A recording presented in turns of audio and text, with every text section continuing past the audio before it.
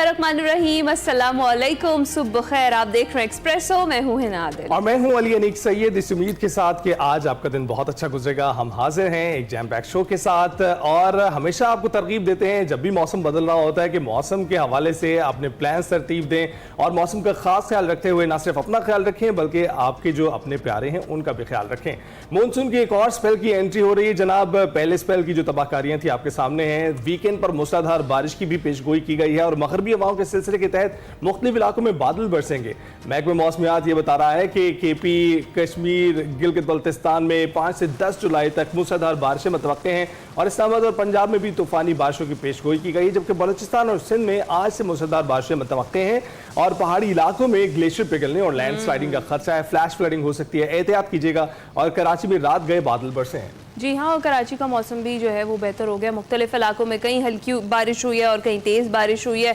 और लेकिन सारी सूरत हाल में बात वही रह जाती है कि हमारे मुल्क में जब भी बारिश होती है तो हम दुआ तो यही करते हैं कि अल्लाह ताला से कि ये रहमत की बारिश हो, लेकिन बाज़ औक़ात वो ज़हमत की भी हो जाती है, क्योंकि बहुत सारी जगहों पर हम देखते हैं कि बिजली का जो निज़ाम है वो ख़राब हो जाता है, तरसीली निज़ाम, और बहुत सारे इलाकों की बिजली चली जाती है क्योंकि कंस्ट्रक्शन वर्क चल रहा है बहुत सारी जगहों पर, ख़ासतौर पर लाहौर में। तो वो वहाँ पर पानी जमा हो जाता है, उसकी वजह से ट्रैफिक की रवानी मुतासिर हो जाती है। कराची की सड़कों की सूरत हाल भी आपके सामने है, वहाँ की भी इसी तरह से सिचुएशन। मौसमियाती तगय्युरात जो हैं, हाउ रियल दे आर, ऐसा पहले कभी होता हुआ दिखाई नहीं देता था। और अब जो फ्लैश फ्लडिंग हो रही है, बारिशें गैर मुतवक्के तौर पर हो रही हैं, आपको सर्दी गर्मी में फर्क नजर आ रहा है। रिकॉर्ड जो है वो ब्रेक हो रहे हैं भाई। और जिस तरह से अभी भी अपना ख्याल रखना है जी, इस सारे मौसम में भी, और अपने इर्द गिर्द सबका ख्याल रखिएगा। ये तो एक खबर हो गई जो हमने आपसे शेयर किया। अब हम आपको एक अच्छी और खबर सुनाते हैं। वो ये कि पाकिस्तान ने AFC women's Asia cup qualifier में इंडोनेशिया को 2-0 से शिकस्त दे दी है, जो इस टूर्नामेंट के क्वालिफिकेशन मरहले में ग्रीन शर्ट्स की पहली कामयाबी है। और नादिया खान ने 8वें मिनट में गोल करके पाकिस्तान को इब्तदाई बर्तरी पहले दिलाई। उसके बाद फिर सोहा हिरानी ने 18वें मिनट में पेनल्टी पर गोल करके पाकिस्तान की बर्तरी को दुगना कर दिया और टीम के लिए एक यादगार फतह बनाई। बिल्कुल। वर्ल्ड नंबर 95 इंडोनेशिया की टीम आलमी रैंकिंग में 197वीं पोजीशन की टीम है। पाकिस्तान के खिलाफ मैच में 63% गेंद पर कब्जे के बावजूद भी गोल ना कर सकी, जिसमें पाकिस्तान की गोलकीपर ज़ियाना जिवराज का किरदार अहम रहा, जिन्होंने इंडोनेशिया के कम से कम 8 हमलों को नाकाम बनाया। और पाकिस्तान अपना आखिरी ग्रुप मैच 5 जुलाई को किर्गिस्तान के खिलाफ खेलेगा। इससे कबल AFC विमेंस एशिया कप क्वालिफायर्स के ग्रुप डी में चाइनीज ताइपे ने पाकिस्तान को 0 के मुकाबले में 8 गोल से शिकस्त दी थी और ये सितंबर 2023 के बाद पाकिस्तान की पहली इंटरनेशनल फतह है। इससे कबल पाकिस्तान ने आखिरी मरतबा सितंबर 2023 में लाओस को शिकस्त दी थी। तो कांग्रेचुलेशंस पाकिस्तानी टीम। हम उम्मीद करते हैं कि कामयाबियों का यूं ही जारी रहेगा। अभी हम बढ़ते हैं अपनी बड़ी खबर की जानिब।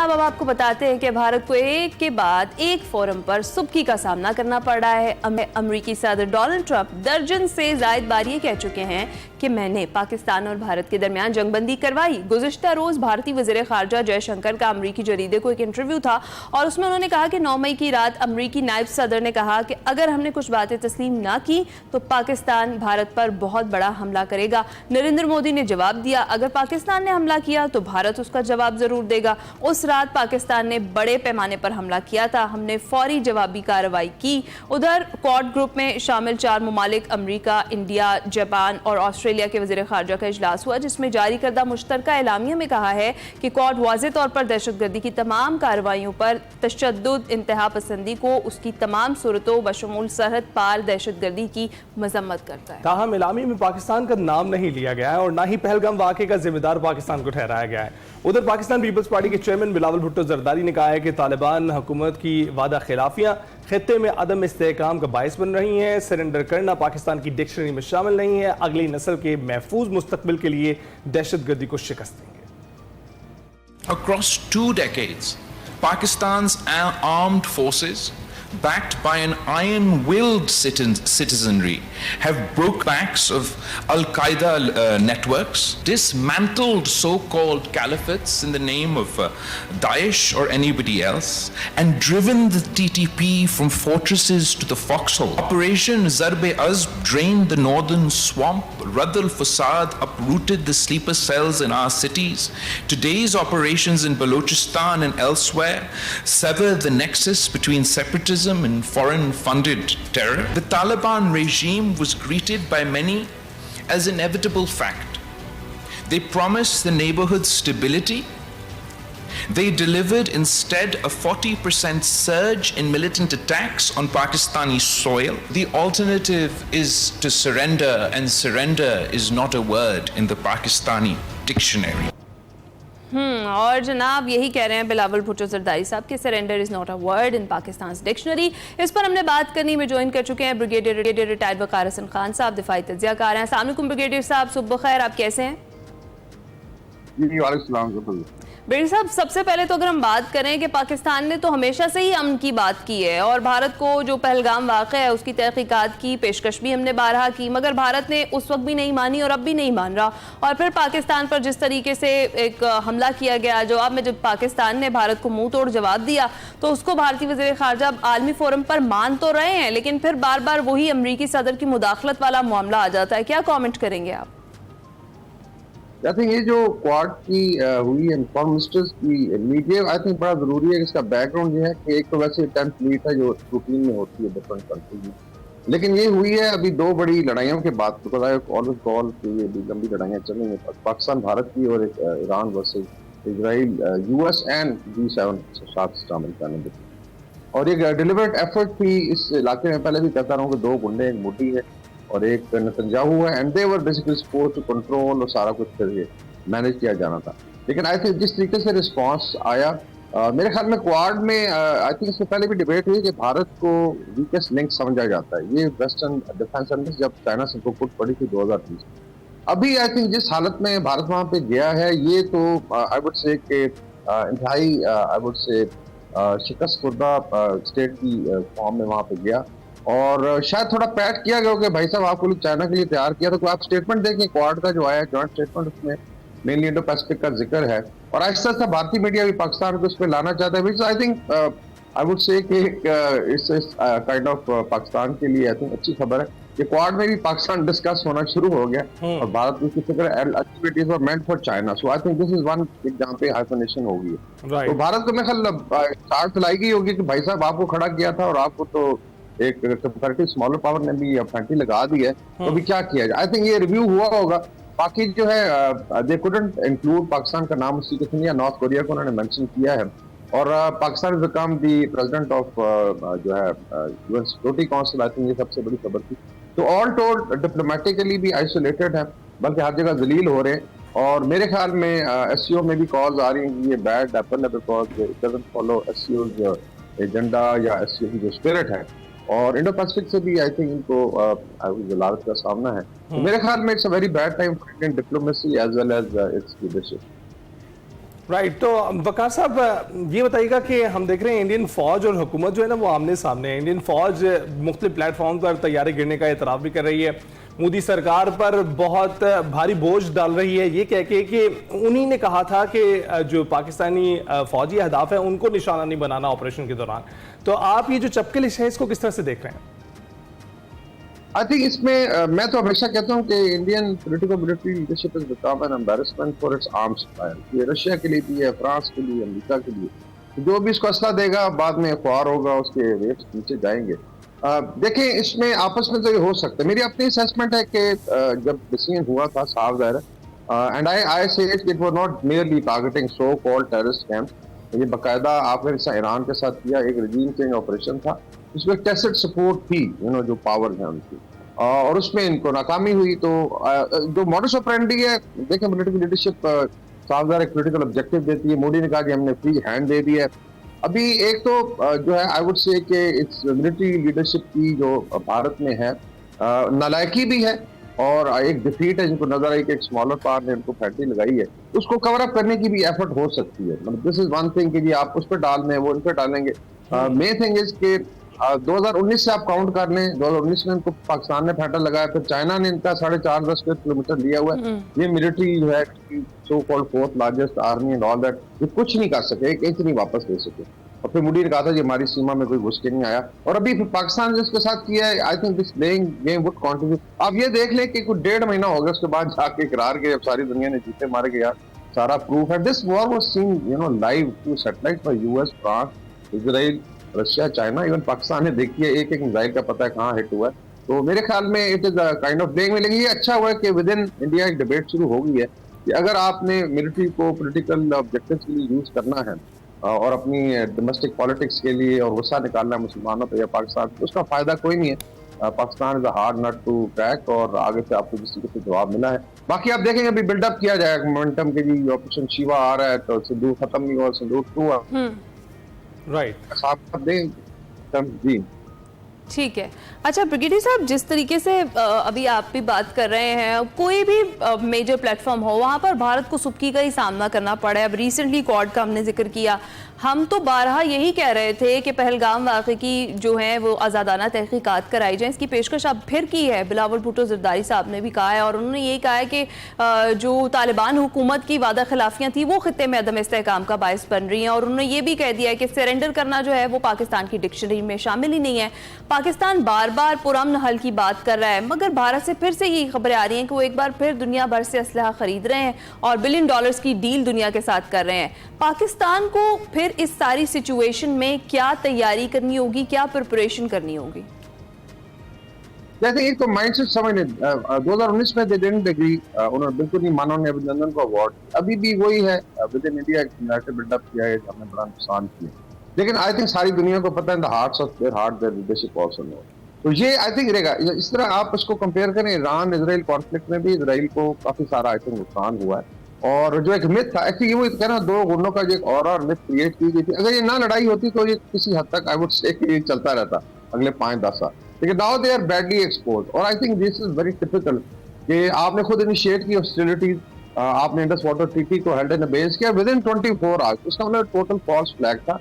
इसके अंदर पहले भी लोग कह रहे हैं, अभी तक किसी बालाकोट की जो है जो बालाकोट स्ट्राइक से पहले जो भारत के साथ हुआ था, जब हमला हुआ था टेररिस्ट अटैक, उसकी इंक्वायरी नहीं हुई। सत्यपाल मलिक डिमांड कर चुका है, उसको आई थिंक 5 साल हो गए। ये भी ऐसे ही होगा, इसकी कोई inquiry they don't want because it was done by their intelligence agency. और सावधान उसके बाद आप रिएक्शन देखें, attacking Pakistan same is to जो ईरान इसराइल का कॉन्फ्लिक्ट, इन दोनों को आई थिंक लिंक करके देखें तो ये दे वर नेवर एग्री। अभी इसराइल भी एग्री नहीं कर रहा कि जी हमें कोई लॉसेज हुए हैं, हालांकि उनके ड्यूटी बेसिस सारे डिस्ट्रॉय हो चुके हैं। Same is to India. अभी ये भी रिपोर्ट्स आ रही है कि 6 जहाज तो हमने गिराए, कुछ आई थिंक 30+ जहाज इनके भी हैंगरों में I think they were taken out या तो पार्टली डैमेज या डिस्ट्रॉय। उसका भी हिसाब किताब देना है। 75 अरब से 85 अरब डॉलर का बजट है और $5 अरब आप और इसमें डाल रहे हैं। और आप देख लें जो जो चीजें प्रोक्योर की जा रही हैं वही एरिया में वल्नरेबल थे। इसका मतलब है कि इतना बड़ा पैसा लगा के भी ना आपकी कोई प्लानिंग है, ना फौज में विल है फाइट करने की, और आप मजीद डिमांड किए जा रहे हैं। दिस एक्चुअली इंडिकेट्स के हाँ ये जरूर है कि पाकिस्तान इज ऑलवेज रेडी, इंशाल्लाह वी शुड बी रेडी। इसमें I think we have to upgrade our weapon system और नेक्स्ट टाइम मेरे ख्याल में इनको बड़ी डोज की जरूरत, because this has to not finish this nonsense if they now want के परपेचुअल स्टेट ऑफ स्थिति। भारत का ज्यादा नुकसान होगा मेरे ख्याल में। अगली दफा अगर कुछ ऐसा होता है फिर एक डिसाइसिव लड़ाई होगी and I think they will be फिर शायद दे विल लूज ऑक्युपाइड। अच्छा वकार साहब, बड़ी एक अहम बात यह है कि इस वक्त एक खबर गर्दिश कर रही है जिसमें बताया जा रहा है भारतीय मीडिया की जानिब से, और इसका डिस्क्लेमर देते चलें कि ना हम ये रिपोर्ट कर रहे हैं ना पाकिस्तानी मीडिया में कहीं और ये रिपोर्ट हो रहा है, लेकिन भारतीय मीडिया की जानिब से ये रिपोर्ट किया जा रहा है कि जो चिकन नेक एरिया है इंडिया का, जिससे बहुत सारी रियासतें जुड़ती हैं उसकी, वहां पर ये बताया जा रहा है कि बांग्लादेश और चाइना और पाकिस्तान की मदद से जो है एक हवाई अड्डा तैयार किया जा रहा है, जिसकी वजह से वो बड़ी परेशानी का बायस बन रहा है भारत को। और इसी दौरान ये क्वाड ग्रुप जो है उसकी मीटिंग होती है वॉशिंगटन में। आप इसको कैसे देखते हैं? इंटरेस्टिंगली मैंने 1 साल गुजारा ट्रेनिंग के लिए बांग्लादेश में, और ये लाल मुनीर हट जगह है इवन विजिटेड, और उस लिहाज से इट डज थ्रेटन। अगर चिकन नेक को देखें तो वहाँ टोटल आप कह लें कि 25-30 किलोमीटर का पैसेज है, वहाँ से स्ट्राइकिंग डिस्टेंस में you can even fire artillery. तो अगर कोई चाइनीज और बांग्लादेशी जैसे अपने डिफेंसेस के लिए कोलैबोरेशन हो रही है फॉर बांग्लादेश, तो बांग्लादेश को भी तो काफी थ्रेटन किया, डेली ये थ्रेट करते हैं कि हम ये कर देंगे, टुकड़े कर देंगे। We have to take measures. I think Pakistan should actually ask me support this effort, जो भी हमारी मॉरल सपोर्ट है, डिप्लोमेटिक है। In case they require joint training या जॉइंट इंटेलिजेंस शेयरिंग, वो भी इंशाल्लाह की जाएगी। बाकी है कि हमारी तरफ से या जैसे पाकिस्तान की तरफ से इस तरह का कोई ऐसा इनिशिएटिव नहीं है। भारत बेसिकली मैंने कहा इट्स अ स्केर्ड नेशन, इतना बड़ा बजट, इतनी बड़ी फौज, they are actually not scared of Nepal, they are scared of Sri Lanka, they are scared of, और आई थिंक आफ्टर 10th में Pakistan is a very different Pakistan, अल्लाह की तरफ से ध्यान रखी, और इसने एक्सपोज कर दिया पूरे साउथ एशिया में। तो ये इसकी वल्नरेबिलिटी है, इनकी टोटल औकात है कि बढ़ते मारते हैं। तो I think we should morally and support Bangladesh अगर वो अपने डिफेंस के लिए कुछ करना चाहते हैं, और भारत जो तमाम आई थिंक जो अपने नेबल को थ्रेटन करता है, तो it has to be, I think सब मुल्क अपने मयज लेंगे और उसमें we should welcome it. Right, बिल्कुल ठीक है, बहुत शुक्रिया। ब्रिगेडियर रिटायर्ड वकार हसन खान साहब हमारे साथ थे और जो हालिया सूरत हाल है उस पर बात कर रहे थे कि भारत को एक के बाद एक फोरम पर सुबकी का सामना करना पड़ा, लेकिन बाज वो फिर भी नहीं आ रहा अपनी हरकतों से।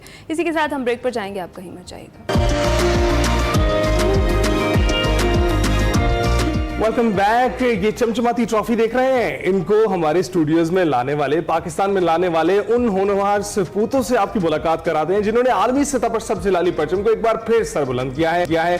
जी हाँ, हम बात करें एक्सन कॉलेज लाहौर के 3 ज़हीन तलबा की जिन्होंने वर्ल्ड स्कॉलर्स कप जो 2025 के आलमी मुकाबले हैं उनमें शिरकत की और अपनी शानदार कारकर्दगी से दुनिया भर के हजारों तलबा में नुमाया मकाम हासिल किया है। और दोहा कतर में हुआ ये मुकाबला, दुनिया भर से 50,000 से ज्यादा तलबा शरीक हुए, 647 टीमें जो हैं उन्होंने शिरकत की। मगर एचिसन के अरहम ज़िशान मोहम्मद हसन और मिकाइल शहरियार ने ना सिर्फ जनूबी और मशरकी एशिया में 5वीं पोजीशन हासिल की है, बल्कि आलमी दर्जाबंदी में 13वें नंबर पर आकर सबको हैरान कर दिया है। इन तलबा ने मुबाहसा, तहरीर और स्कॉलर्स बाउल जैसे मुख्तलिफ जो इल्मी मुकाबले हैं उनमें शिरकत की और 29 गोल्ड और सिल्वर, जबकि पाकिस्तानी तालिब इल्मों ने मजमूई तौर पर 92 मेडल्स हासिल किए हैं, 11 ट्रॉफियां हासिल की हैं। और अब ये टीम जो है येल यूनिवर्सिटी में नवंबर में होने वाले टूर्नामेंट ऑफ चैंपियंस में शिरकत की तैयारी कर रही है। हम इन नौजवान स्कॉलर्स को खराज तहसीन पेश करते हैं और उनकी इस चांद की कहानी उन्हीं से जानते हैं। जी हाँ, हमारे साथ स्टूडियो से मौजूद हैं अरहम ज़िशान, इसके साथ साथ हमें ज्वाइन कर रहे हैं मोहम्मद हसन और मिकाइल शहरियार। अस्सलाम वालेकुम, good morning to all of you. सबसे पहले अरहम से ही स्टार्ट करते हैं, आप बताएं कि कैसे सबसे पहले तो आप सबको बहुत बहुत मुबारकबाद हमारी तरफ से और पूरी कौम की तरफ से, क्योंकि पाकिस्तान का जो परचम है वो सरबुलंद किया आपने। बताएं कि वर्ल्ड स्कॉलर्स कप में जो आपका एक्सपीरियंस था पार्टिसिपेशन का, कैसा रहा? पार्टिसिपेशन का एक्सपीरियंस ओवरऑल अच्छा रहा। हमने मतलब डिबेट्स और राइटिंग की कैटेगरीज थी, तो उसमें प्रैक्टिस करके हमारी ऑब्वियसली स्किल्स भी बेहतर हुई। हमने डिफरेंट इंफॉर्मेशन नई हासिल की और सिलेबस जो था उसका वो एक नया तरीका होता है, उसका फॉर्म होता है वर्ल्ड स्कॉलर्स कप का, वो थोड़ा यूनिक सा हमें लगा, उससे एक्सपीरियंस हमारा अच्छा गया। राइट, तो हसन आप बताइएगा, how real is this emotion कि आप पाकिस्तान को रिप्रेजेंट कर रहे हैं और ना सिर्फ रिप्रेजेंट कर रहे हैं बल्कि इतने सारे मेडल्स जीत रहे हैं, ट्रॉफीज जीत रहे हैं, ये इमोशन इसको जरा एक्सप्लेन कीजिएगा। वैसे जब मेडल्स मिले थे तो थोड़ा सा शॉक फैक्टर भी आया था बीच में कि हम इतने ज़्यादा मेडल्स जीते हैं। खुशी भी बहुत महसूस हुई थी, बहुत फ़ख्र था कि हम अपने वतन को रिप्रेजेंट करके इतने ज़्यादा मेडल्स लेके आए हैं। बहुत अच्छा माहौल था, बहुत खुशी हुई थी, सेलिब्रेटरी माहौल था पूरी हम सब टीमों में। ज़बरदस्त। सब मिकाइल आप बताएं कि एक तो ये तीनों की टीम आप लोगों की कब बनी, सारी प्रिपरेशंस आप लोगों ने इकट्ठे की और ओवरऑल एक्सपीरियंस कैसा रहा? तो पहले वर्ल्ड स्कॉलर्स कप में 3 राउंड होते हैं, रीजनल राउंड, ग्लोबल राउंड और फिर ये टूर्नामेंट ऑफ चैंपियंस। तो रीजनल राउंड में हम साथ नहीं थे, हम एक्चुअली हम 5 टीमों में थे। ग्लोबल में हम साथ मिले और उधर से हमने अच्छी खासी तैयारी शुरू की। मसला ये था कि ग्लोबल से कोई 2 हफ्ते पहले हमारे इम्तहान भी शुरू हो गए स्कूल वाला। मुश्किल काम तो होता है, लेकिन अल्हम्दुलिल्लाह वी मैनेज टू प्रिपेयर सही तरीके से। I'd also like to thank my ours mentor. We had a debate coach, Abiha उनका नाम है। She helped us a lot with our preparation. हमारी तैयारी और हमारे skills को होन किया हमने काफ़ी ज़्यादा। So thanks to that, I think World Scholars Cup is a very good opportunity हर एक बंदे के लिए।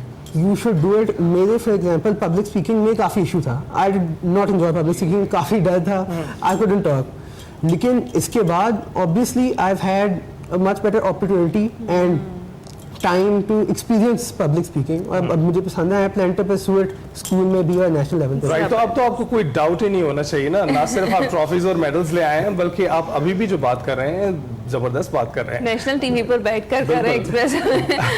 तो अरहम आप बताइएगा कि जैसे मिकाइल ने बात की, एक गुड ऑरेटर होने के लिए क्या करना पड़ता है, क्या चीज़ें ज़रूरी हैं? कोच तो आपको अच्छा मिल गया, घर से कितनी सपोर्ट की ज़रूरत होती है? घर से सपोर्ट तो थी, वो सारे बैक कर रहे थे कि जाओगे अच्छा परफॉर्म करोगे, मोटिवेशन उससे भी मिल रही थी एक।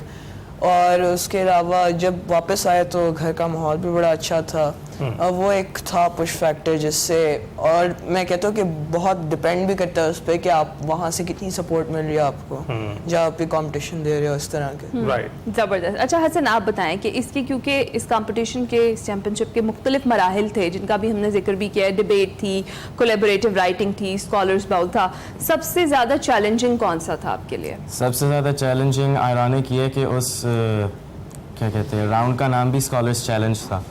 उसमें 120 सवाल थे पूरे सिलेबस में से और हमने 1.5 घंटे में करने थे। मल्टीपल चॉइस क्वेश्चंस थे और उन्होंने हमें सिलेबस दिया होता है पहले से ही, यानी वो आपको डिफरेंट सब्जेक्ट्स का देते हैं। There was science and technology था, आर्ट्स था, लिटरेचर था, हिस्ट्री था, जियोग्राफी, स्पेशल एरिया, इन सबको आप तैयार करके आते हैं और फिर उसका एग्जाम देते हैं। That was the most challenging. Right. और हम अपने नाज़रीन को बताना चाहते हैं कि जितने मेडल्स इस वक्त इन्होंने पहने हुए हैं उनसे कहीं ज़्यादा मेडल्स इस वक्त टेबल पर मौजूद हैं। 92 के करीब मेडल्स आपने जीते हैं मुश्तरका तौर पर। और किसी और को भी, मिकाइल, कोई और भी आपके साथ शामिल था वहाँ जिसने परफॉर्म किया? तो एजिसन के तो टोटल 3 टीम्स गए थे, ठीक है।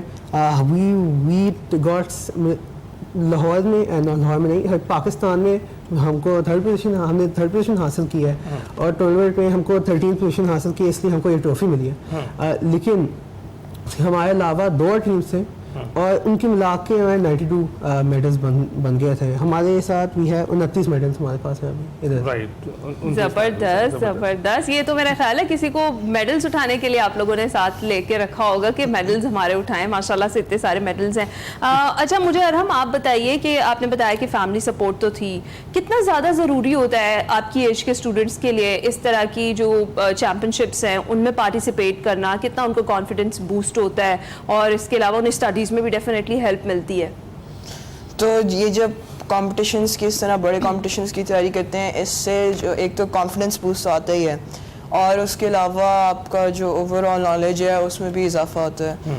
और कॉम्पिटिशन्स में जब घर से सपोर्ट मिलती है वो आपको ऑब्वियसली कहते हैं कि कॉम्पिटिशन्स पे जाओ, उससे आपका एक्सपीरियंस भी बिल्डअप होता है और इस बड़ा अच्छी चीज़ होती है। बिल्कुल ठीक। और हसन, आप क्या समझते हैं तैयारी के लिए क्या फैक्टर था जिसने आपको जीत दिलाई है? सबसे इम्पोर्टेंट फैक्टर तो मेरी फैमिली थी और उन्होंने बहुत ज़्यादा सपोर्ट दिया था। मेरी नानी ने स्पेशली बहुत ज़्यादा सपोर्ट दिया था। उसके बाद मेरे टीममेट्स ने, इसने और हमने दोनों ने बहुत पुश किया था कि तैयारी करो, मेहनत करो। उसकी वजह से हमें बहुत ज़्यादा मेहनत की फिर आखिरकार अल्लाह की बरकत से, फजलो करम से हम कामयाब हो गए। ज़बरदस्त ज़बरदस्त। अच्छा मिकाइल, आप मुझे बताएं कि आपकी जो पूरी सारी कामयाबी है जिसमें डेफिनेटली फैमिली का तो बड़ा रोल होता है, टीचर्स का कितना मेजर रोल है इस सारे पार्टिसिपेशन से लेकर इतने सारे मेडल्स घर लाने में? तो टीचर्स ऑब्वियसली हमारा दिल ही चाहता था कि हम एजिसन और पाकिस्तान को रिप्रेजेंट करें, इसलिए हमने कंपटीशन की, इसलिए हमने इतनी मेहनत की। टीचर्स ने ऑब्वियसली हमको मदद की है। टीचर्स ने हमको आफ्टर स्कूल दिखाया, उन्हें सिखाया हमको सिलेबस, उन्हें डिबेटिंग की मदद तो ऑब्वियसली की।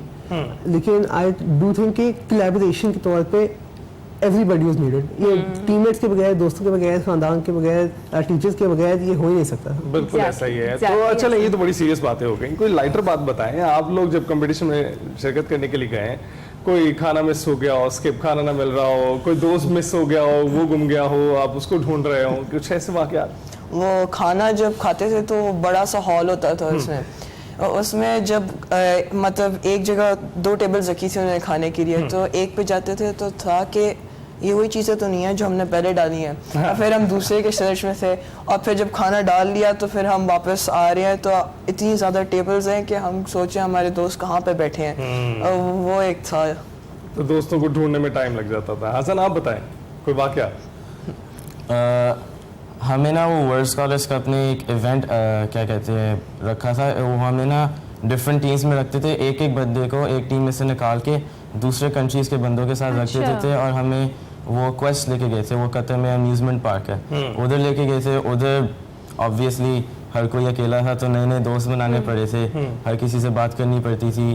राइड्स पे गए थे हम, उधर भी बहुत ज़्यादा मज़ा आया था। ओवरऑल बहुत अच्छा एक्सपीरियंस था। ज़बरदस्त। मिकाइल, आपका कोई ऐसा एक्सपीरियंस शेयर करना चाहें? तो मेरा बेस्ट एक्सपीरियंस था उधर था कल्चरल फेयर। आखिरी दिन पे उनने सारे मुल्कों को बुलाया था और उधर से अपने कल्चर को एक्सप्रेस करने की कोशिश की। जैसे उधर जर्मनी यूरोपियंस आए थे, जर्मनी से, स्विट्ज़रलैंड से, अफ्रीकन मुल्कों भी आए हुए थे, केन्या।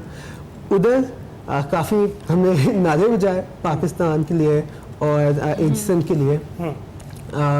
बस हम आई थिंक कि हम लोगों से मिले और वो connection is one of the most important part. Networking है वो जरूरी भी है और वो बहुत अच्छी भी है। अच्छा आप मुझे बताएं कि फ्यूचर क्या प्लान्स हैं? अभी जो नई कोई चैंपियनशिप है, किसके लिए प्रिपरेशंस आप लोग कर रहे हैं और उसमें भी क्या एज ए टीम ही जाएंगे, पार्टिसिपेट करेंगे? हाँ जी, ये टूर्नामेंट ऑफ चैम्पियंस तो इंशाल्लाह यही टीम रहेगी हमारी। और वो है भी एक तो येल पे, तो वो अगर हमारे रिकॉर्ड पे लग जाए तो उसके ऑब्वियसली उसकी वेटेज भी होती है आगे आप जहाँ भी अप्लाई करो। और ये होगा भी बहुत बड़े स्केल पे। इसकी जो डिफ़िकल्टी होगी वो भी ज़्यादा होगी, तो हमने तैयारी शुरू की हुई है। हम ऐसा ऐसा प्रोग्रेस करेंगे और हमने पूरा सिलेबस इनसाइड आउट पूरा कवर करेंगे, कोशिश करेंगे। We wish you all the best येल के लिए। और हसन आप बताएं, बहुत सारे बच्चे जो हैं वो कंपटीशन में हिस्सा नहीं ले पाते, आगाही कम होती है, इसके हवाले से कुछ बताना चाहेंगे उनको और उसकी तैयारी किस तरह से करें? मेरी तो यही बात है कि अगर आप नहीं कर सकते तो आपको हिम्मत नहीं हारनी चाहिए, आपको हमेशा मेहनत करनी चाहिए, दुआ करनी चाहिए, अपने आप पे भी भरोसा रखना चाहिए और दूसरों पे भरोसा रखना चाहिए। आखिरकार मेहनत के बगैर तो कोई कामयाबी हासिल ही नहीं हो पाती। बिल्कुल बिल्कुल बिल्कुल। और मिकाइल, आप कुछ छोटा सा मैसेज, वी हैव 30 सेकंड्स। तो मैं बोलूँगा पाकिस्तान के बच्चों को and anybody who is willing to participate ऐसे कॉम्पिटिशन में कि करो। इट डजेंट मैटर कि अगर आप सोच के मैं पब्लिक स्पीकिंग नहीं कर सकता या मैं लेट्स से रट्टा नहीं मार सकता, करो, नो मैटर व्हाट। अगर अपॉर्चुनिटी मिलती है, अगर चांस है, फिर अपनी मजीद मेहनत के साथ करो। अगर अच्छा गया, अगर नहीं गया, यू कैन ट्राई अगेन। बिल्कुल ऐसा ही है, क्योंकि God helps those who helps themselves, right? तो थैंक यू वेरी मच हमें ज्वाइन करने के लिए। आप लोग यहाँ पर आए, अपने मेडल्स लेकर आए, अपनी ट्रॉफी लेकर आए और हम उम्मीद करते हैं कि इसी तरह ये जो अरहम, हसन और मिकाइल जो यहाँ पर तालिब इल्म हैं, यहाँ पर हमारे बच्चे हैं, हमारा फ्यूचर है, उसकी तरह ही इनके फुटस्टेप्स पे चलते हुए और भी बहुत से तालिब इल्म सामने आएंगे और बहुत सारे मेडल्स और ट्रॉफीज इकट्ठी करेंगे। ब्रेक के बाद वेलकम बैक। शो के आगाज में हमने मौसम की बात की थी, तो महकमा मौसमियात के मुताबिक आपको बताएं कि मानसून हवाएं मुसलसल मुल्क में दाखिल हो रही हैं और अगले चंद रोज़ के दौरान मानसून बारिशें जारी रहने का इम्कान है। ताहम जुलाई 5 से मानसून बारिशों की शिद्दत में इजाफे की पेशगोई की गई है और इससे मुल्क भर में बारिशें होंगी और यौम आशूर पर भी बारिश होने की तवक्को जाहिर की जा रही है। और इस दौरान सैलाबी सूरत हाल का खतरा तो नहीं है, लेकिन इस पर बात करने के लिए हमारे साथ मौजूद हैं इरफान अली काठिया साहब, जो कि PDM में पंजाब हैं। बहुत शुक्रिया इरफान साहब हमें ज्वाइन करने के लिए। कैसे आप? जी, thank you very much and very good morning, thanks for having me. Kathia साहब, सबसे पहले तो हम बात करें कि ये जो नया स्पेल है मानसून का, इसका बाकायदा आगाज कब से हो रहा है और कितनी ज्यादा बारिशें मुतवक्के हैं? क्या एडवाइजरी जारी की गई है इस हवाले से? जी, बिस्मिल्लाहिर्रहमानिर्रहीम। बिल्कुल जी, ये नया जो अलर्ट है ये 5 और 6 की दरमियानी शब ये स्टार्ट होगा और फिर 10 जुलाई तक ये एक भरपूर स्पेल है कि जैसे आपने भी बताया कि इसमें मानसून के साथ साथ वेस्टर्नली वेव्स जो हैं वो भी इसमें साथ मगरबी हवाएं भी शामिल हो रही हैं। तो इससे एक भरपूर सिस्टम जो हमारे पंजाब में नॉर्थ से फिर नॉर्थ ईस्टर्न, सेंट्रल और सदर्न रीजन तमाम को इफेक्ट ये करेगा और इसमें भरपूर बारिशें हैं और ख़ास तौर पे हमें अर्बन फ्लडिंग का खदशा इसमें ज़रूर रहेगा कि जब ये दोनों फैक्टर मिलते हैं तो उसमें चांसेस फिर ज़्यादा बढ़ जाते हैं कि खुदा न खास्ता कहीं पे कोई क्लाउड बर्स्टिंग और पॉइंट रेनफॉल बहुत ज़्यादा बारिश शहरी इलाकों में हो जिसकी वजह से अर्बन फ्लडिंग का खतरा न पैदा हो। जी, तो इरफान साहब ये बताइएगा कि कितनी एक्यूरेट जो है रिपोर्टिंग की जा रही है महकमा मौसमियात PDMA की जानिब से, क्योंकि हमने एक फ्लैशबैक देखा ही है और हमने देखा है कि काफ़ी नाखुशगवार वाक़यात पेश आने लगे हैं इसकी वजह से। तो ये बताइएगा कि अब कितनी तवक्को है फ्लैश फ्लडिंग की, अर्बन फ्लडिंग की आप जो बात कर रहे हैं? जी, इसमें बस बिल्कुल जैसे अब मैंने पहले गुजारिश की कि ये जब दोनों सिस्टम्स वेस्टर्नली वेव्स भी साथ मिल रही हैं तो बारिश तो भरपूर होगी, लेकिन अब ये जो क्वांटिटेटिव रेनफॉल प्रिडिक्शंस होती है कि कितने वक्त में किस जगह पे कितनी बारिश होगी, ये फिर बहुत ज़्यादा लंबे अरसे के लिए पहले नहीं प्रिडिक्ट की जा सकती। ये 24 घंटे 48 घंटे पहले पता चल जाता है और होपफुली ये अच्छी बारिशें होंगी। लेकिन the good thing for Punjab is कि पंजाब में चीफ मिनिस्टर पंजाब की स्पेशल डायरेक्शंस पे पूरे पंजाब में और ख़ास तौर पे जो वल्नरेबल रीजन है जिसमें इस साल ज़्यादा मॉनसून एक्सपेक्टेड है, जो नॉर्थ ईस्टर्न रीजन है, Gujarat division, Gujranwala division, Lahore division, इनमें मल्टीपल साइकिल्स में तमाम स्टॉर्म वाटर ड्रेन्स, तमाम वाटर कैरिंग चैनल्स, उनकी बार बार डीसिल्टिंग हो चुकी है।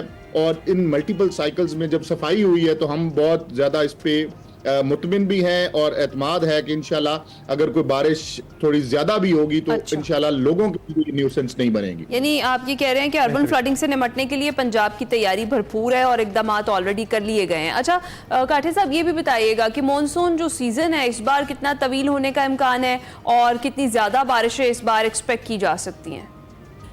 जी बिल्कुल, इस साल के जो तमाम इंटरनेशनल वेदर मॉडल्स की भी और हमारे पीएमडी की भी जो प्रॉपर प्रोजेक्शंस हैं फॉर नेक्स्ट 90 डेज हमारे मॉनसून के लिए, ये above normal 20% 20 to 25% above normal rainfall है। और अगर मैं पंजाब की बात करूं तो पंजाब में मैंने पहले जैसे गुजारिश की, नॉर्थ ईस्टर्न रीजन में 40 to 60% ज्यादा बारिश है from the normal rainfall pattern. तो इस वजह से इस साल अच्छा एक भरपूर, लेकिन क्योंकि आपने देखा कि अप्रैल और मई के महीनों में भी हमारे दोनों रेजरवायर्स जो थे मंगला तरबेला डेड लेवल तक पहुंचे और हमें जो कल्चर पर्पसेस के लिए भी पानी की शॉर्टफॉल रही। और इस वक्त भी अगर हम अपने रेजरवायर्स की पोजीशन देखें तो 60% अभी तक ये खाली पड़े। और इसी तरह अगर इंडियन रेजरवायर्स जो हमें इफेक्ट करते हैं, जिसमें भाखड़ा, पोंग और 3 डैम है, वो भी सारे 30% भी अभी तक उन्होंने अटेन नहीं की ऑफ देयर कैपेसिटी। तो अच्छी बारिशों के बावजूद भी पहली, क्योंकि सबकी कोशिश यही होती है कि वो रिजर्वायर्स पहले आपके भरें ताकि आपकी फूड सिक्योरिटी और एग्रीकल्चर पर्पसेस के लिए पानी आपको अवेलेबल हो। तो इन तमाम चीज़ों को देखते हुए अभी इंशाल्लाह ताला कोई ऐसी रिवराइन फ्लडिंग की तो एमिनेंट कोई थ्रेट नजर नहीं आती, लेकिन बहरहाल ज़्यादा बारिशें होंगी तो कहीं पे अर्बन सेंटर्स में अर्बन फ्लडिंग का खदशा जरूर वो अपनी जगह बिल्कुल। इरफान साहब, आपने रिजर्वायर्स की बात की है, तो क्या बारिशों का जो पानी है इसको महफूज करने के मजीद तरीकों के ऊपर भी काम जारी है? कोई तरक्याती काम इस तरह की जारी है? जी डेफिनेटली, आपने अभी देखा इस बजट में भी और नेशनल गवर्नमेंट ने भी और इस वक्त जो गवर्नमेंट ऑफ पाकिस्तान ने स्पेशली, और शायद इस का अब फौरन कोई सेस का भी एक बात हो रही है कि अब हमें रेजरवायर्स जरूरी हैं। वो अब आपने इंडियन एटीट्यूड भी देखा in the month of May, हमारा जो मराला चनाब के ऊपर पिछले 10 साल का एक एवरेज 40,000 क्यूसेक्स मिनिमम वो अनडिस्टर्ब था, वो मई में इन्होंने डिस्टर्ब किया जब सलाल डैम्स के इन्होंने वहाँ पे पुश्तों को छेड़ा।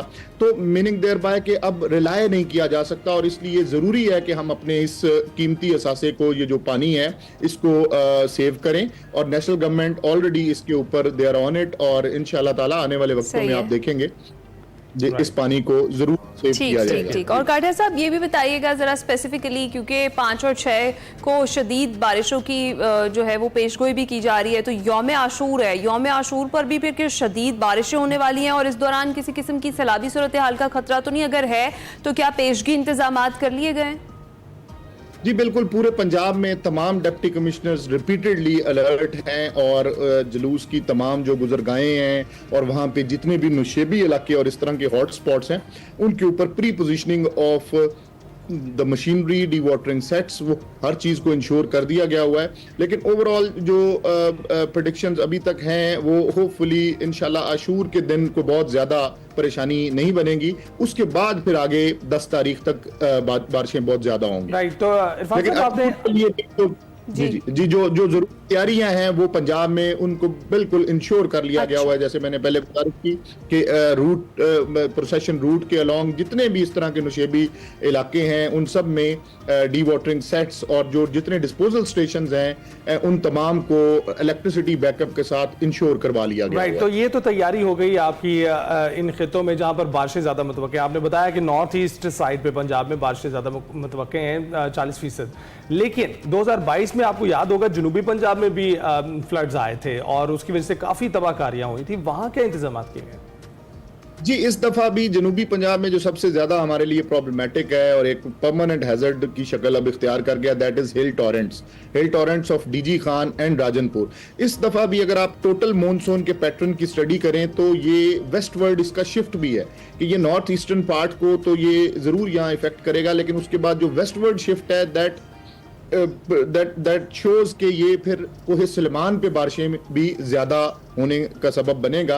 और जब कोहे सुलेमान की हम बात करते हैं तो फिर हमारे हिल टॉरेंट्स जो हैं उनमें डेफिनेटली वाटर फ्लोज बढ़ेंगे और खान और राजनपुर। लेकिन फिर मैं वही गुजारिश करूं क्योंकि वहां पे बड़ा हाई वेलोसिटी वाटर होता है और हमें बहुत ज्यादा रिस्पांस का टाइम नहीं मिलता, इसलिए ऑलरेडी हमारी रेस्क्यू 112 और जितने मुतलका अदारे हैं उनके साथ प्रॉपर कोऑर्डिनेशन हो चुकी है और द मोमेंट हमें इसमें बारिश का ये अलर्ट हम देंगे, साथ ही प्री पोजीशनिंग हो जाएगी। तमाम जो पैराफर्नीलिया है, तमाम लॉजिस्टिक्स हैं, वो उन हिल टॉरेंट्स की गुजरगाहों पे उनकी प्री पोजीशनिंग होगी कि खुदा न खास्ता अगर पानी के बहाव ज्यादा भी होता है तो पब्लिक को कोई नुकसान ना हो। ठीक है, बहुत शुक्रिया। इरफान अली काठिया साहब हमारे साथ मौजूद थे और तफसील बता रहे थे कि अगर ज्यादा बारिशें होती हैं, अर्बन फ्लडिंग का खतरा भी है, तो उसके लिए पेशगी इंतजाम कर लिए गए हैं। पंजाब हुकूमत हर तरह से तैयार है और तमाम तर इंतजाम भी मुकम्मल है। इसके साथ ही हम जाएंगे ब्रेक पर, आप कहीं मत। प्रोग्राम के दूसरे हिस्से में खुशामदीद। इस घंटे में भी आपके साथ शेयर करने के लिए बहुत कुछ है, कुछ मुलाकातें भी आपकी करवाएंगे, इसके साथ साथ मज़ेदार किस्म की एक रेसिपी भी आज आप सीखेंगे हमारे एक्सप्रेसो किचन में। लेकिन टॉप ऑफ द आवर शामिल करते हैं अपना सेगमेंट सिरन किनारे और देखते हैं कि वकार अहमद मलिक साहब इस वक्त कहाँ मौजूद।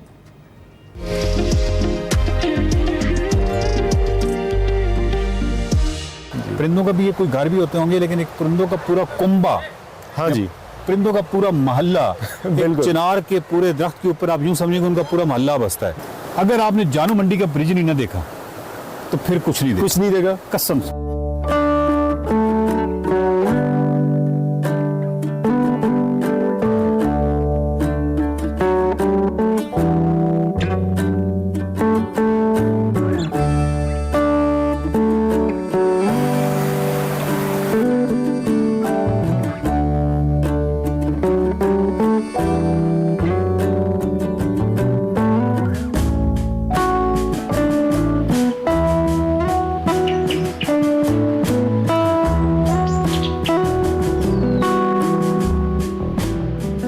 अस्सलाम वालेकुम नाज़रीन, मैं वकार अहमद और आप देख रहे हैं सुबह सवेरे सरन किनारे।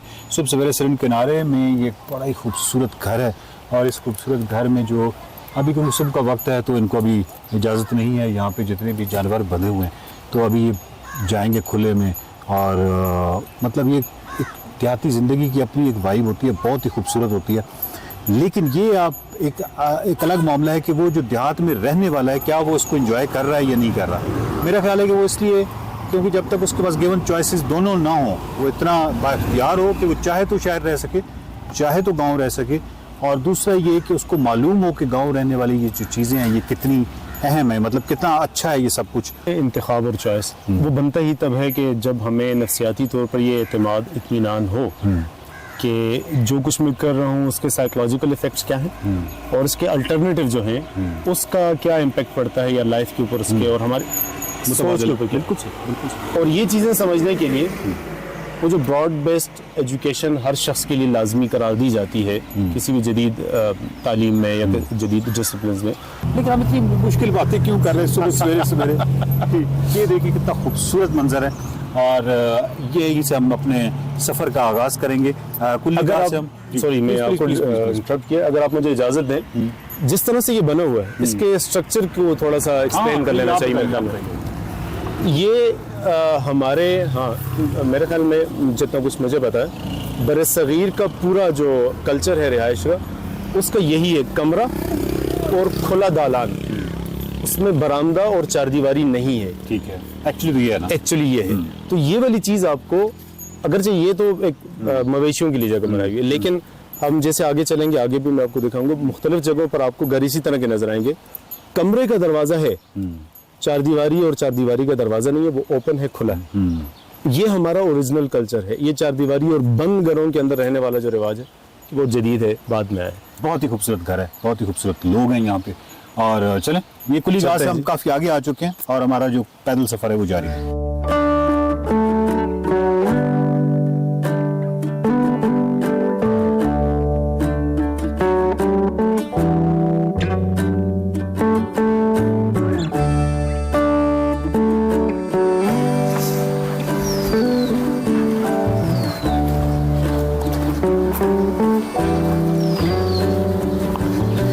इसका मतलब ये हुआ कि टूरिस्ट कितना मिस करता है, क्योंकि वो मेन रोड पे रहता है हमेशा जी। जब तक आप किसी भी जगह पे रुक के अंदर जब जाते हैं तो पूरा मंजरनामा, गलियां, लोग, बच्चे, पूरा लैंडस्केप, हर चीज़ चेंज हो जाती है, जिंदगी Architecture। का रंग सब हाँ कुछ जी। चेंज हो जाता है।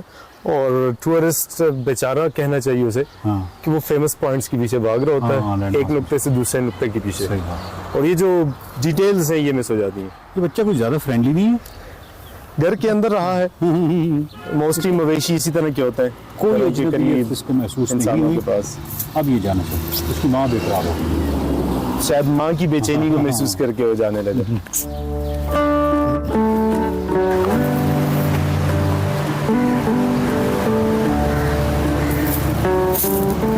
अच्छा, ये जो जगह है ये बड़ी खूबसूरत, बहुत ही खूबसूरत एक हमारे जैसे लोगों के लिए लैंडमार्क है, क्योंकि हम अपने लैंडमार्क खुद करते हैं, पैदा करते हैं, अपनी दुनिया आप पैदा कर वाली बात है। तो जहाँ पे एक्चुअली 2 चिनार के दरख्त हैं, मतलब एक चिनार के दरख्त तो यहाँ बहुत हैं, इतने खूबसूरत है, मैं हैरान हूँ कि आटम यहाँ पे क्या होता होगा, लेकिन यहाँ पे क्योंकि ये दोनों इकट्ठे हैं, एक चीज़, एक होटल है बहुत ही मिस्टीरियस सा, 2 चीज़ें, तीसरा बुज़ुर्ग बैठे हुए हैं, वो बुज़ुर्ग आपस में यहाँ पे गपशप कर रहे हैं, 3 चीज़ें, चौथा ये कि इस जगह का, इस गांव का नाम जानो मंडी होगा। जानो मंडी तो थोड़ा जुबानी हो जाता है, जानो मंडी होगा, जानो मंडी। जानो मंडी।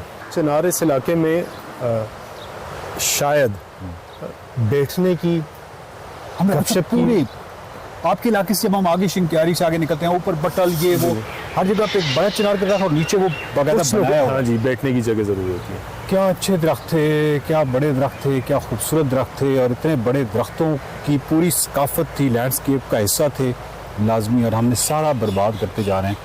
बड़े दरख्तों को जब आप काटते हैं तो आप 7-8 दहाइयाँ काट देते हैं ना, पूरी तारीख को काट तारीख देते हैं। काट- कितने लोगों ने वहाँ बैठ के क्या क्या गुफ्तगू की होंगी, सियासत, मजहब, समाज, लड़ाइयाँ, हालात, वाक़यात, क्या कुछ उन्होंने वहाँ पे डिस्कस किया होगा।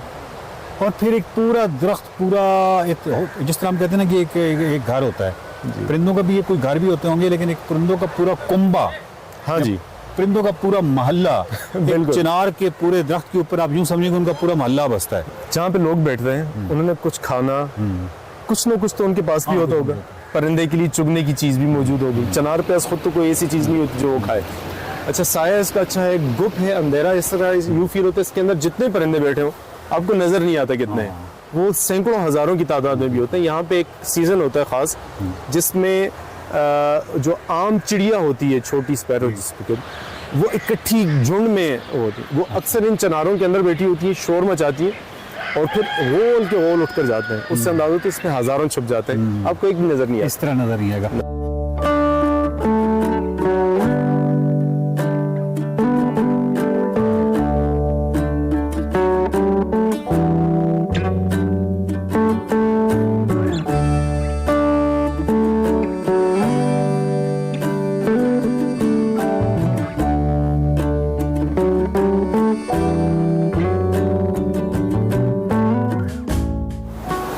अच्छा, आपको मालूम है कि आपका भाई जो है वो सस्पेंशन ब्रिजेस का बहुत यानी शिदाई है, और सस्पेंशन ब्रिजेस जो हैं वो मेरा मुकम्मल मौजूद है, बिकॉज ग्रेटर बल्तिस्तान में हैं बहुत ज़्यादा। सही है। उसमें से कुछ तो बिल्कुल ही सियाहत के लिए कर दिए गए हैं, जिस तरह दिनोर वाला है, या इस तरह हुसैनी ब्रिज है, या इस तरह पस्सू का सस्पेंशन ब्रिज है, और फिर बल्तिस्तान में बहुत सारे ब्रिजेस हैं खपलू की तरफ जाते हुए।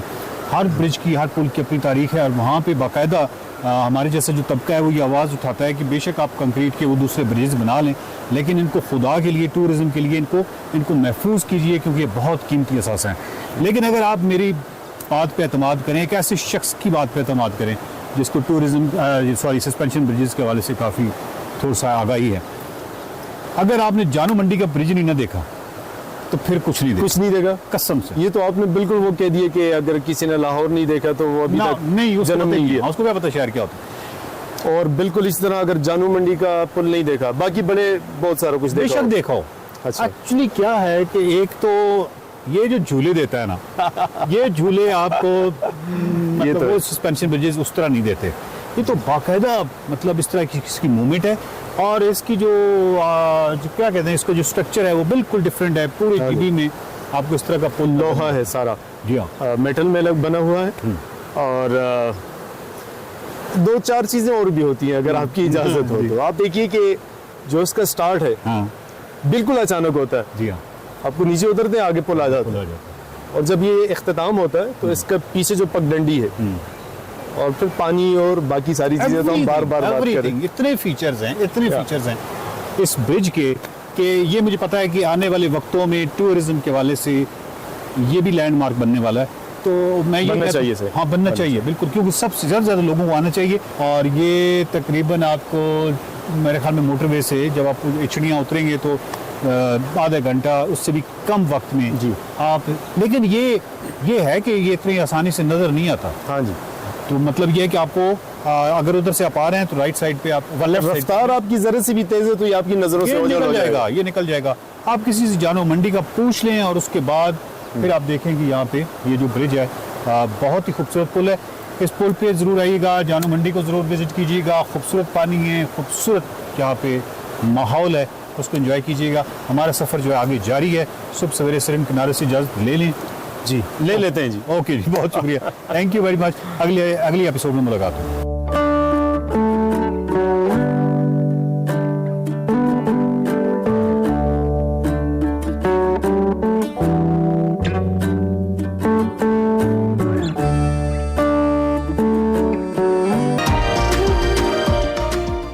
Welcome back. खेलों की तारीख में एक और नए बाब का इजाफा हुआ है। क्रिकेट, स्क्वॉश, हॉकी में नाम रोशन करने के बाद पाकिस्तानी टैलेंट अब बेसबॉल के मैदान में भी दिखाई दे रहा है, तारीख रकम कर रहा है।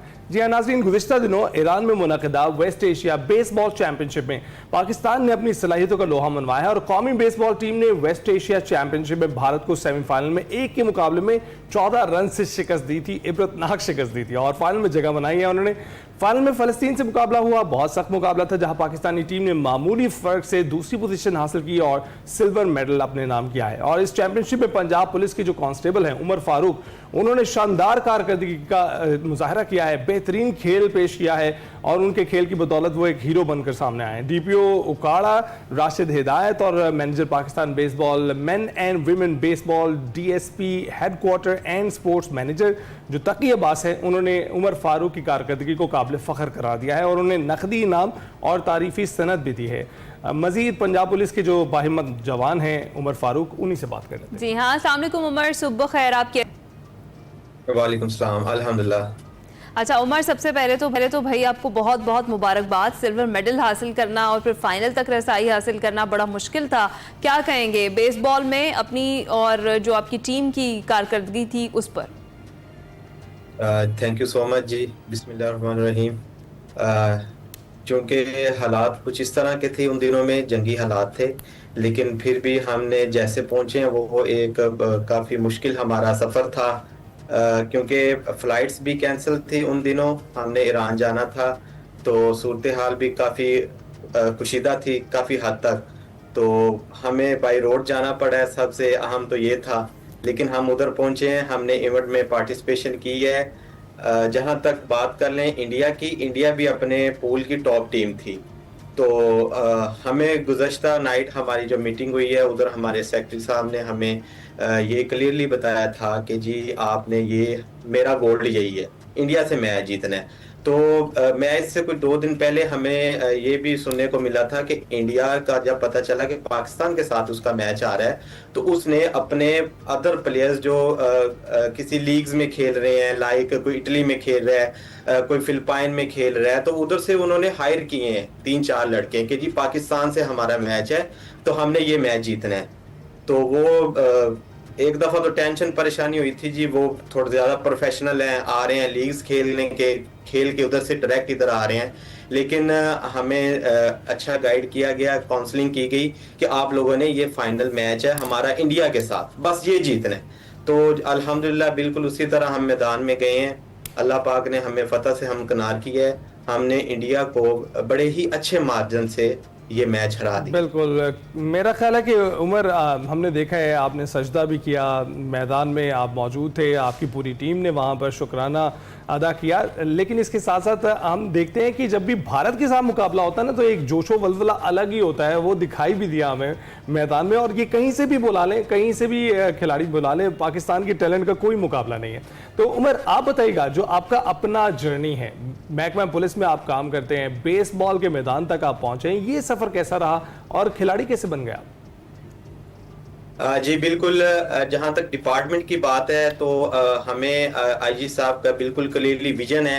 काफ़ी वर्क कर रहे हैं हमारे सीएसओ साहब, स्पोर्ट्स के जो हमारे हेड हैं, और स्पेशली डीपीओ साहब, क्योंकि जी इन्होंने मुझे परमिशन दी है, और ये वाहिद मैं पंजाब पुलिस से फर्स्ट प्लेयर था जो इस इवेंट में पार्टिसिपेशन की है मैंने।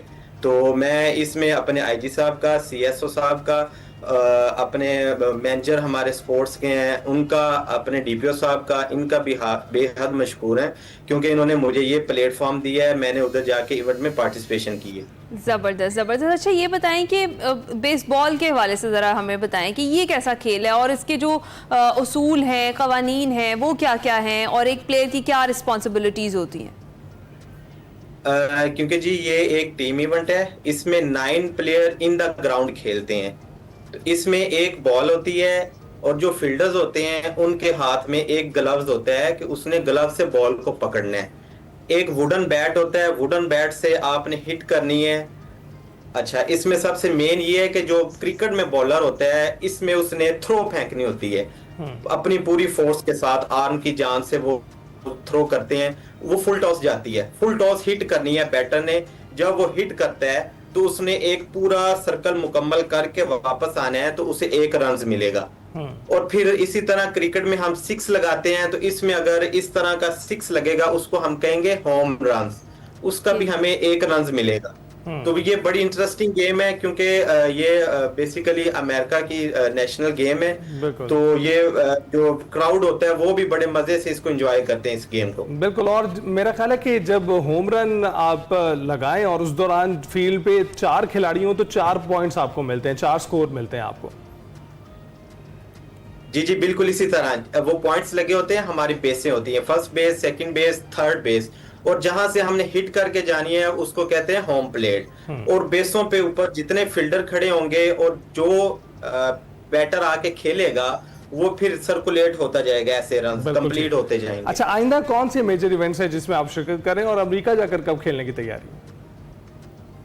जी सबसे पहले तो अमेरिका में मैं खेल के आ चुका हूँ 2016 में वर्ल्ड बेसबॉल क्लासिक का इवेंट।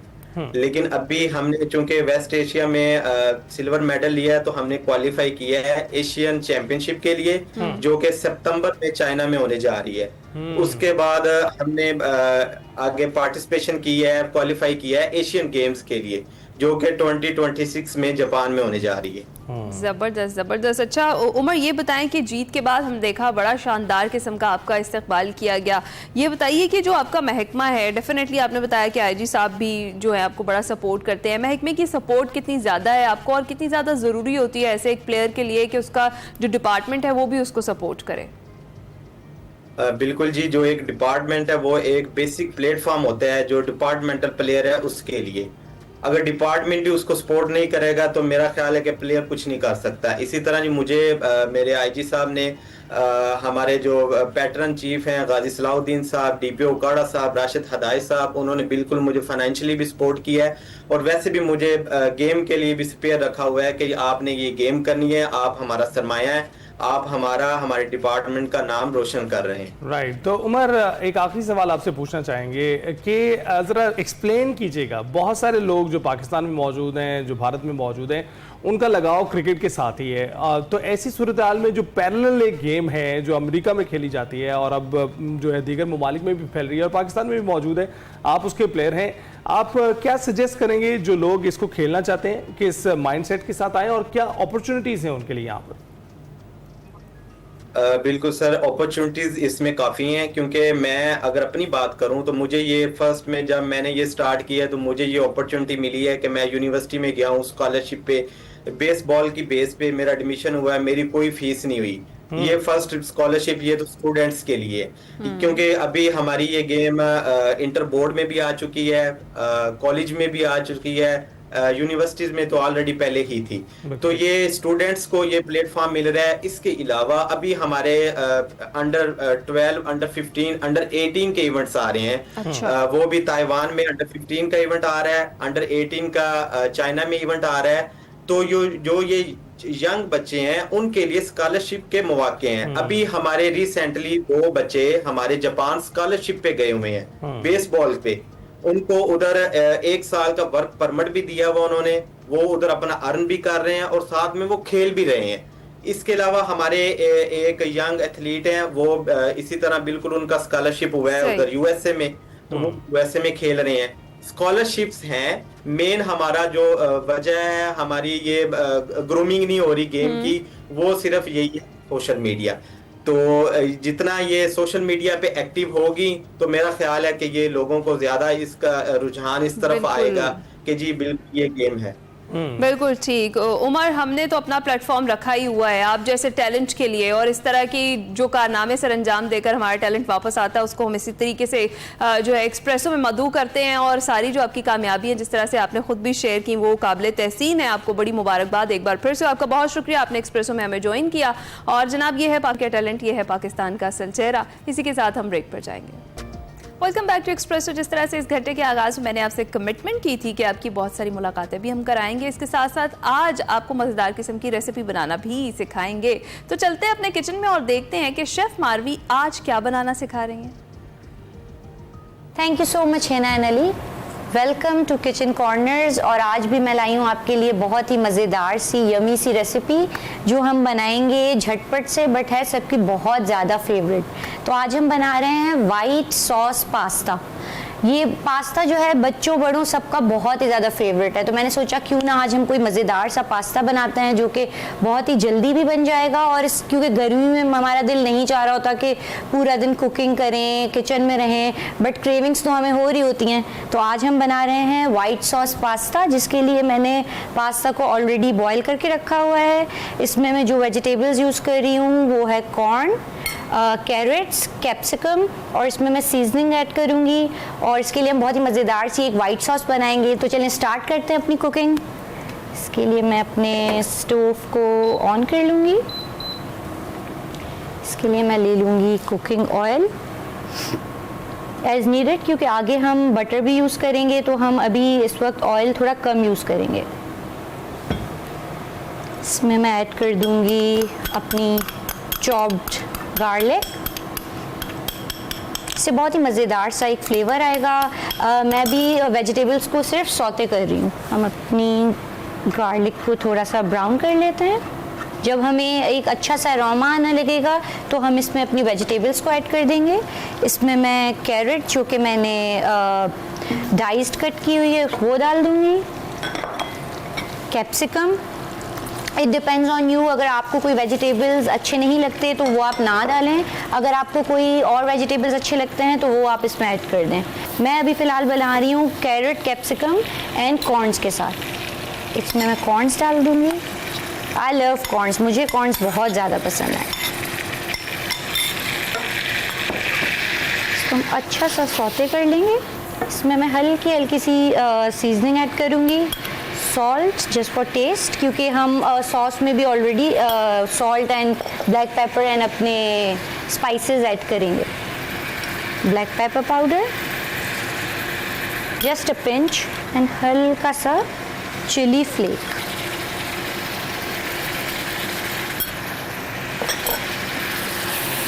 बहुत ही मज़ेदार सी मुझे वेजिटेबल सौते होने की स्मेल आ रही है एंड सो यम। हम अच्छा सा मिक्स करके वेजिटेबल्स को हम निकाल लेंगे।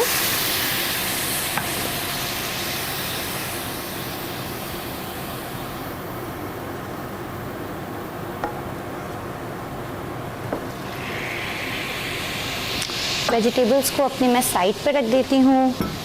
इसी ऑयल में हम अपनी बहुत ही मज़ेदार सी वाइट सॉस रेडी कर लेंगे। ऑयल ऑलरेडी हमारा इसमें है। अब इसमें मैं ऐड कर दूँगी बटर 1 टेबलस्पून। उसी ऑयल में, क्योंकि जिसमें हमने गार्लिक और वेजिटेबल्स फ्राई किए थे, तो उसी का फ्लेवर होगा इसमें, और इसमें हमने बटर ऐड कर दिया है। बटर को मेल्ट करके I just add maida in it, 2 tablespoons heaped maida. Do a very nice mix for 1 minute। अगर आप इसको लो फैट बनाना चाहते हो तो आप इसमें लो फैट मिल्क यूज़ करो, but I am using it regular use के लिए, तो मैं इसमें फुल फैट मिल्क ऐड कर रही हूँ। इसको मैं हल्का हल्का सा ऐड करूँगी। इसकी कंसिस्टेंसी जितनी मुझे रखनी होगी डिपेंड्स। इसमें मैंने ऐड कर दिया है अ ग्लास ऑफ मिल्क। अगर मुझे चाहिए होगा तो मैं इसमें थोड़ा सा और ऐड करूँगी। अब मैं इसमें ऐड कर दूँगी अपनी सीजनिंग्स जो हमें ऐड करनी है। इसमें मैं ऐड कर रही हूँ salt according to taste, 1/2 teaspoon black pepper powder, क्योंकि हमने उसमें भी ऐड किया है तो हम इसको बहुत ज़्यादा ऐड नहीं करेंगे।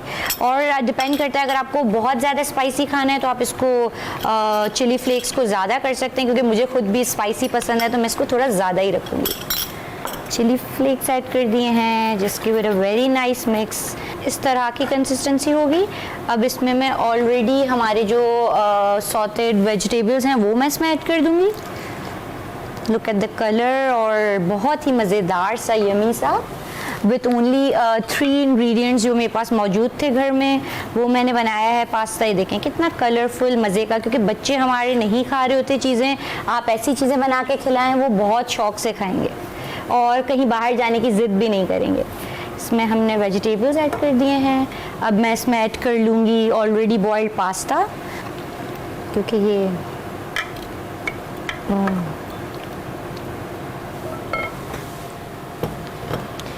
मैं इसको अच्छा सा मिक्स कर लूँगी।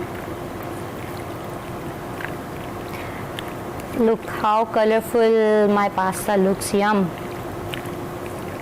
इसको मैं अच्छा सा मिक्स कर रही हूँ। इसमें मैं ऊपर से थोड़ा सा और चिली फ्लेक्स ऐड कर दूँगी to give it a very nice colour और टेस्ट। एंड इसको मैं कवर कर दूँगी फॉर गुड 2 to 3 मिनट्स, ताकि ये थोड़ा सा फ्लेवर इसमें आ जाए।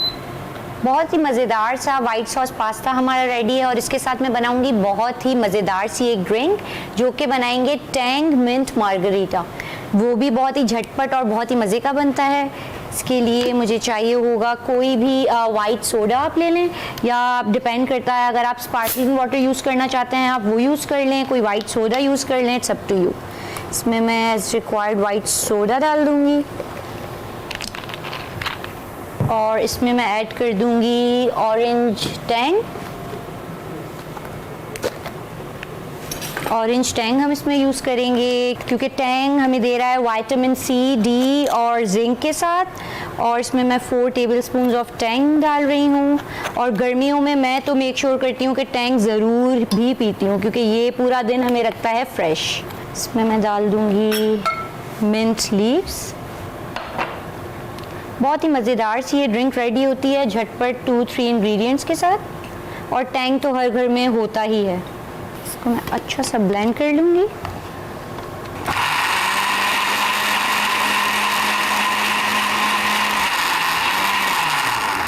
इसमें मैं थोड़ी सी आइस भी ऐड कर दूँगी, ताकि हम ठंडा ठंडा सा सर्व करें और एंजॉय करें।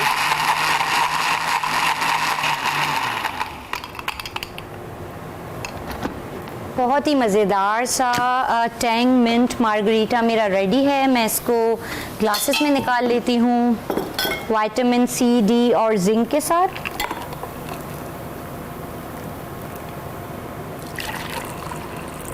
पास्ता को भी अपने डिश आउट कर लेते हैं। Very colourful, very nice white sauce pasta, जो कि हमने वेजिटेबल्स के साथ बनाया है। बहुत ही मज़ेदार सा वाइट सॉस पास्ता और टैंग मिंट मार्गरीटा हमारा रेडी है। आप भी ट्राई करें एंड डू टेल मी आप लोग को कैसा लगा। टिल देन टेक केयर, अल्लाह हाफिज़।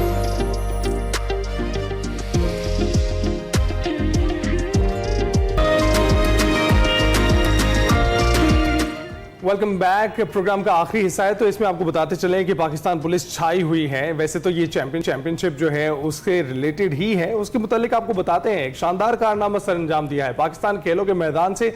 एक और खुशखबरी ये है कि जनाब पाकिस्तान पुलिस की पहलवान है फुरकान अहमद खान। उन्होंने world police and fire games 2025 में 2 कांसे के तमगे जीते हैं और पाकिस्तान के लिए खेलों के मैदान से एक और एजाज अपने नाम किया है। अमेरिका के शहर बर्मिंघम अलबामा में वो इस वक्त मौजूद हैं।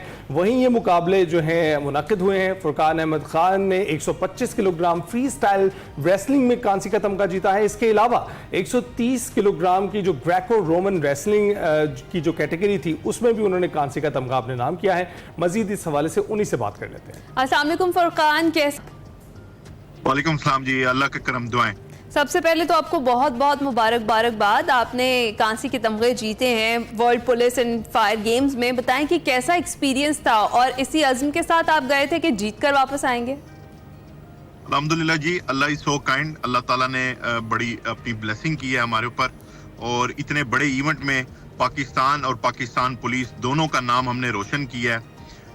अज़्म तो ये था कि पाकिस्तान के लिए गोल्ड मेडल लाना था, लेकिन मेरी कुछ फ्लाइट डिलेज हो गई थी, कुछ वॉर जोन बन गया था कतर का और वो जिसकी वजह से एयरपोर्ट्स बंद हो गए थे, जिसकी वजह से 3 दिन की मुसाफत मुझे तय करनी पड़ी और पहुंचते साथ ही मुझे कंपटीशन में उतरना पड़ा।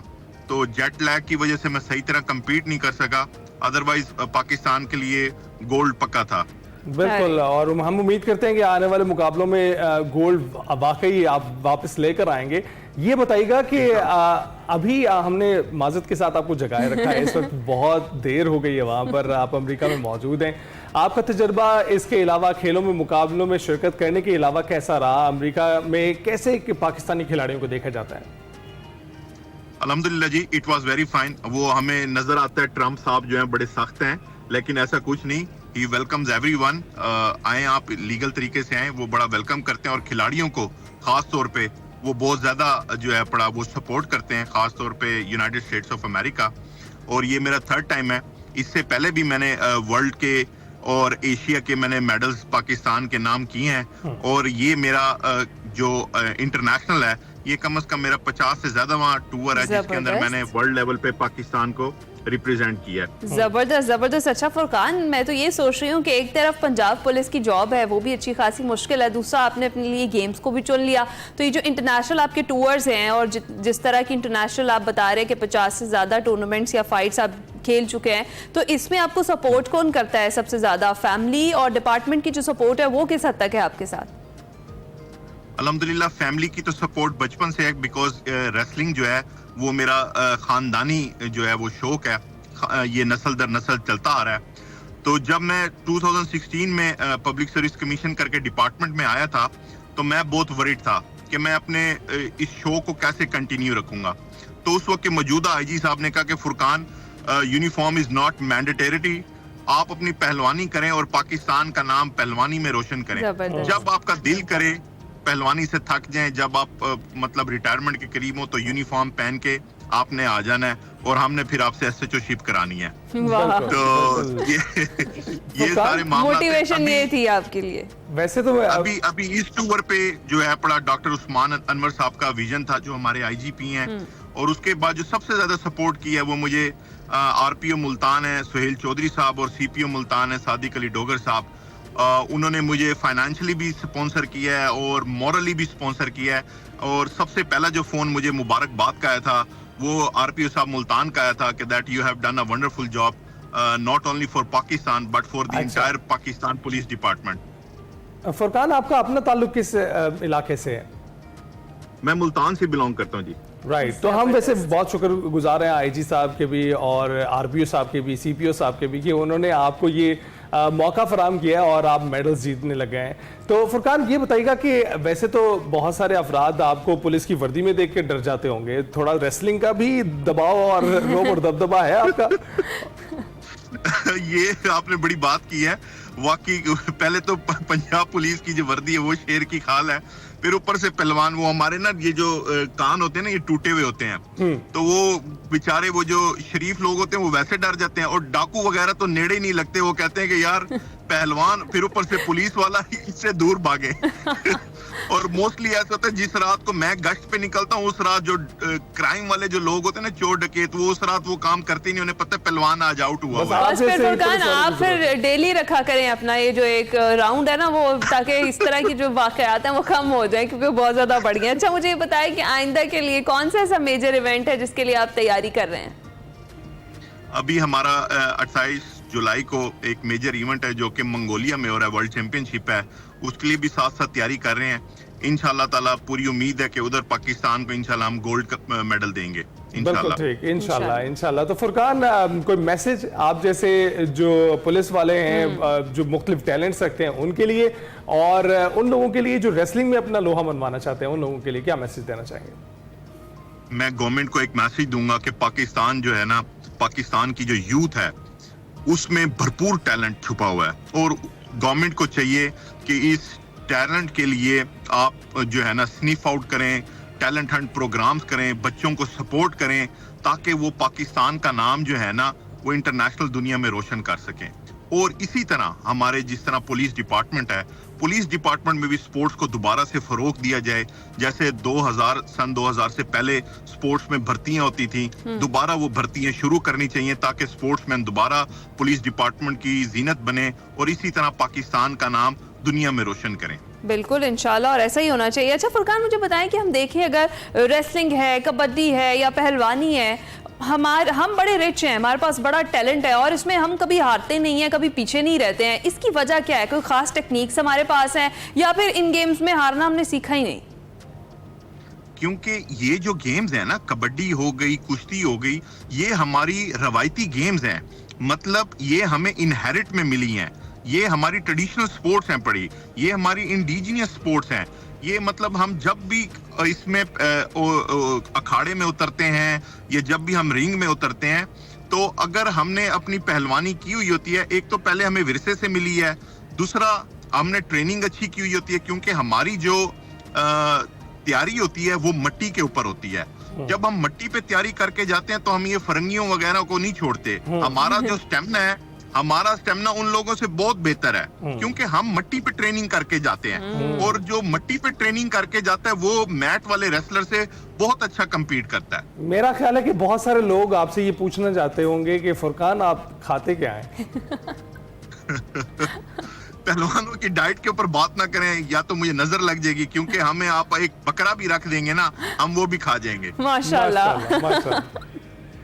पहले दौरों में ना, जब ये बादशाहों के दौर थे, उस वक्त ये बहादुर शाह जफर वगैरह वो लोग पहलवानों को पालते थे, वो उनको फीड करते थे पहलवानों को, बिकॉज वो it was not an easy thing for people to support, या वो एक बादशाही महल के वो पहलवान होते थे और उनको स्टेट जो है पड़ी वो उनको खिलाती पिलाती थी, क्योंकि पहलवान की जो लाइफस्टाइल है वो एक आम इंसान से बहुत डिफरेंट है, बहुत डिफरेंट है। बिल्कुल, उनका काम भी तो डिफरेंट, उनकी गेम भी बड़ी डिफरेंट है। बहुत शुक्रिया, फुरकान अहमद खान हमारे साथ मौजूद थे। ये है पाकिस्तान का असल टैलेंट, और जिस तरीके से इन्होंने all police and fire games 2025 में नुमाया कारकर्दगी दिखाई है वो हमारे सामने। इसी के साथ ही हम आपसे इजाजत चाहेंगे, आपसे मुलाकात होगी कल। अपना ख्याल रखिएगा, फीडबैक जरूर दीजिएगा। अल्लाह हाफिज।